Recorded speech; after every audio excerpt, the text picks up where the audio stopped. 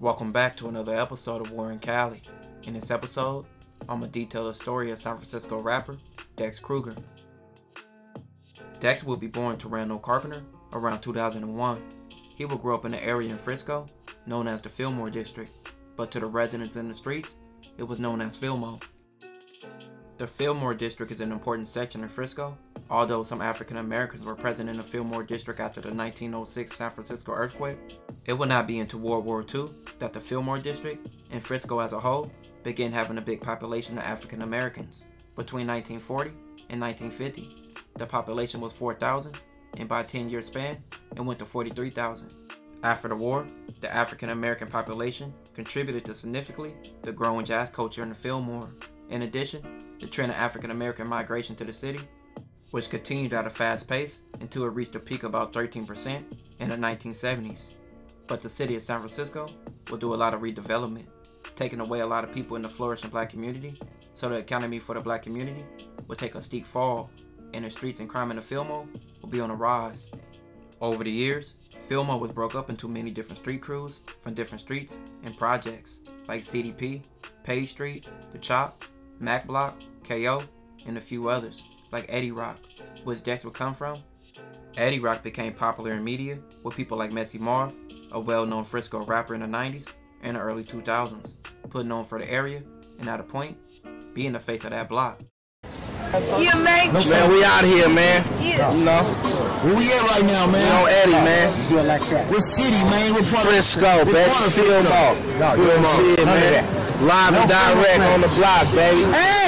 Come here. Watch your cheeks too, cameraman. We in the big too, man.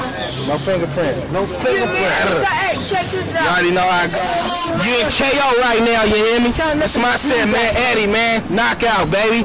Eddie Block, nigga. We out here, nigga. Young niggas are old niggas. You hear me?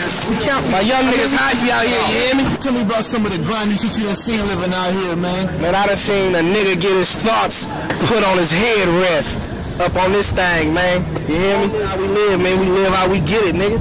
You hear me? Hell yeah. I don't talk too much about it, man. You live and direct on my block. Growing up on Eddy Street, Dex would go through a lot and see a lot in his community, which would be at war with several other hoods, and it would be a deadly area to grow up in. Dex growing up, like a lot of kids in Frisco, he would be a part of a non-profit organization in Frisco called the United Players. The United Players is a San Francisco-based violence prevention group and youth development organization that tried to help the youth with jobs, programs, and a safe place to chill. And for many kids, they helped introduce them to music and had many kids producing and making their own songs. And that's how Dex would get his start in music. But Dex at an early age was around a lot, seeing a lot of shootouts, and even being in jail and group homes. He dove deeper in the streets at an early age, leading him to doing crimes and doing a lot of jail time. But while in jail, he started to play with rap, and since he was bored after his release, he decided to give music a real try. Dex will drop a few songs, but his big break will be a song called Keep It. The song Keep It got Dex a lot of attention in his own city, especially outside of his city, and in other states as well. This song sits at almost 2 million views on YouTube. But being in the streets always limited Dex from dropping music. He wouldn't drop his first mixtape until 2020, 2 years after the song Keep It came out. His first mixtape was called A Night on Eddy Street. In 2021, Dex would drop another tape, which described his career, called Sorry for the Inconsistency.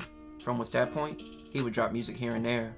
And the last thing he dropped in 2021 was an EP with Tear It Off Greasy, called Slithered Out. 2022 would be more quiet for Dex, with a few songs here and there, and him never being active in music, with him being more focused on the streets, and ultimately, that would be his downfall. In September of 2022, Dex would reportedly be in Fillmore on Turk Street shooting dice, where he would be shot and later be placed in critical condition. After 6 days fighting for his life, on September 14th, Dex will be pronounced dead at the age of 21. A $50,000 reward will later be placed to find Dex's killers, but they will never be caught. Dex didn't get to make it far with music, with the streets holding him back, and him unfortunately dying at the young age of 21. This will conclude this episode. If you haven't already, make sure you check out my previous episodes. Don't forget to like, comment, and subscribe.